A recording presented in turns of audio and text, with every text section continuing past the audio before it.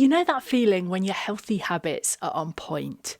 You're exercising, you're eating right, you're making progress, then bam, something happens in your life that utterly derails you. Suddenly you're in free fall and all your routines have fallen by the wayside.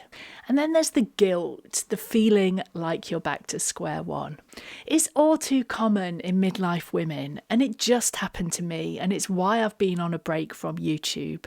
So in this video, I'll share a game-changing mindset shift that builds real resilience into your self-care routines, and which allow me to keep moving and eating well despite living through one of the most difficult times of my life. Whether you're struggling right now or you want to plan for when life next chucks you a curveball, I'll show you how to make your health non-negotiable, so you'll never have to feel like you're starting from scratch again. First, let's start with what happened to me, why I've fallen off the wagon. So 3 months ago, I was eating the healthy stuff 80 to 90% of the time, exercising daily and sleeping for 7 to 8 hours a night. It was all good. Now, I took a short break from making videos to protect my time and health because I had 3 pieces of university coursework due in for my nutrition masters. But then my dad died unexpectedly. It didn't sink in at first. I even found writing videos a pleasurable distraction, but I didn't want to film as I knew I was feeling pretty fragile and I didn't want to have to deal with internet trolls. Then, of course, the enormity of losing a parent did sink in, and all of the complex feelings that go along with that hit me like a ton of bricks. My sleep was the first thing to go, taking with it my productivity and appetite. Now, to lose my appetite is not something I experience very often, but with it came some cravings for sweet and comforting foods, and yet more wine than I normally drink. And on top of that, I was dealing with a painful frozen shoulder that stopped me exercising. So essentially, it's all gone very wrong and it's had a knock-on effect on my health. My sleep is crap, my personal trainer has forgotten what I look like, and I'm eating too many cruffins, if such a thing is possible. But I have kept some habits going, and I'll tell you how after I've explained why it happens. Now, mine is an extreme example, but the scenario is all too common. A family crisis, work deadlines build up, and I hear this from my clients too. One described it as feeling like she's going from feeling okay to feeling like she's falling down a well when all of her good habits spiral out of control. So why does one habit lapse lead to another? Well, it turns out that there are biological reasons. Now, as in my case, sleep is often the first thing to go, usually waking in the early hours with anxiety.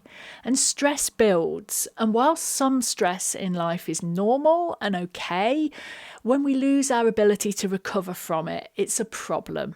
So instead of the normal fluctuations of the stress hormones cortisol and adrenaline, they remain raised, and poor sleep exacerbates this. And when we're tired, our hunger hormone ghrelin increases, and tiredness has also been shown to make us crave foods high in fat, sugar and salt, the so-called HFSS foods. And when we're stressed, we can't think straight, so our cognitive load increases, which basically means we've just got too much stuff going on inside our heads, and we don't make good decisions, and that includes around food. We seek solace and comfort. And this is the problem. Habit lapses don't happen in isolation. They compound as one leads to another and to another until our entire routine has gone. And then the risk is that a short break from routine turns into a longer one, and that makes starting up again more difficult. I'm going to use the analogy of a petrol gauge, and we'll come back to it later, but this is the equivalent of being in the red zone driving on fumes. Now, before we come on to how best to deal with it, I'm going to tell you what not to do, and this could go one of 2 ways. Now, as I've said, because you're essentially starting from scratch, it's tough to get going again. So the first way we get it wrong is to wait for life to calm down, to wait for the right time to get going. And the problem with this is there will always be something. It might not be as bad, but life will hit you with that curveball again. And habits that work on the good days, well, they're easy, but they can be the first to go when life becomes difficult. Alternatively, the second wrong way is to throw yourself in, listening to the people on social media who yell, "Go hard" or "Go home." For example, you must eat clean all the time. And aside, I hate that term. Food isn't dirty unless the dog has licked it, and my dog would lick it. But the problem with this is you've set the bar too high and made your task too difficult. You're gonna get overwhelmed. So the wrong way is to take an all or nothing approach. By taking the all route, you set yourself up for failure because it's too difficult. And if you take the nothing route, waiting for the right time, well, there's a good chance it won't come around anytime soon, and that stops you from starting. Which is why I haven't done either of these things, because I know there's a better way. And to make it easier, I've made a one-side of A4 worksheet to accompany this video. You can download it from the link below. So first, let me explain the mindset shift that changed everything for me. Now, we know from psychology research that one of the best ways of making something happen is to make it part of your identity. And I identify as a healthy person. So how? How do I make good health part of my identity? Well, by making it something that I keep going even on the bad days. And this is what's allowed me to grieve but still keep one foot in my routine. Now, an ex-client who worked in software introduced me to the concept of the minimal viable product, the simplest, most straightforward version of a tech product that still gets the job done. So the key shift is to use this approach with your health, and I call it the minimum viable routine, or MVR. So ask yourself, what is the minimum you need to do each day to maintain your physical and mental health? When the habits that work on the good days fall away, you need the habits that work every day, including the bad days. Now, an integral part of this process is to give yourself grace. The goal is resilience and keeping something going, not living the dream, not this week. You aren't failing. This isn't a lowering of your high standards. You're just recognizing that life is blooming tough right now and it's okay. You are doing okay. And if you take one thing from this video, let it be this: consistency, not perfection. So what does this actually look like in practice? And the key is to focus on a few non-negotiables.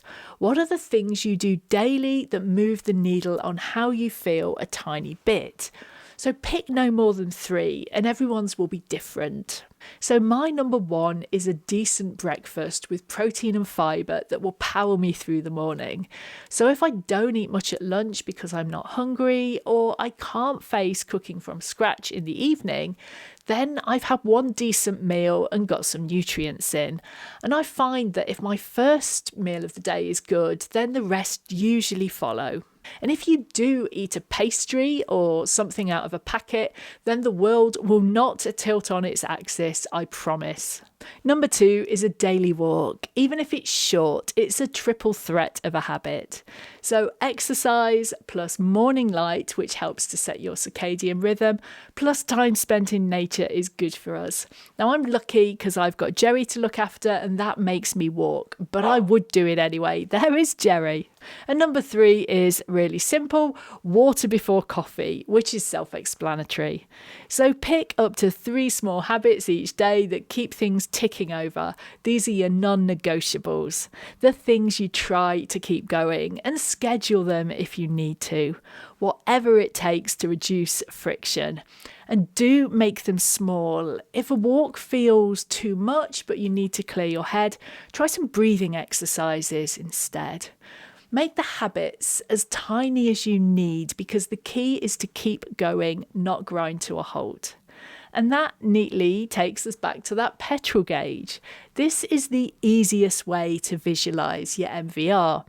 It's the part of the petrol gauge in the red. It's what keeps you ticking along, but without hitting empty and grinding to a shuddering halt. You then simply dial up and down dependent on your life and energy levels, but never dropping to empty. So if you're winning at life, full tank, off you go. Gym 3 times a week and soaking chickpeas. If the sky is falling, dial it back to your MVR until it passes. And that's me at the moment. We've had my dad's funeral and I'm trying to get back to normal life. My shoulder mobility is slowly improving and I'm ready to increase the amount of exercise I'm doing. And I'm back on YouTube. And if you've reached this point and you are one of the lovely people who sent me your good wishes, either by email or on my community post, thank you. Your comments mean so much to me and they genuinely brought me comfort at a very difficult time. So think about your MVR. Don't forget to download the worksheet below and I'll let YouTube decide what video to show you next, which will be here, and I'll see you there.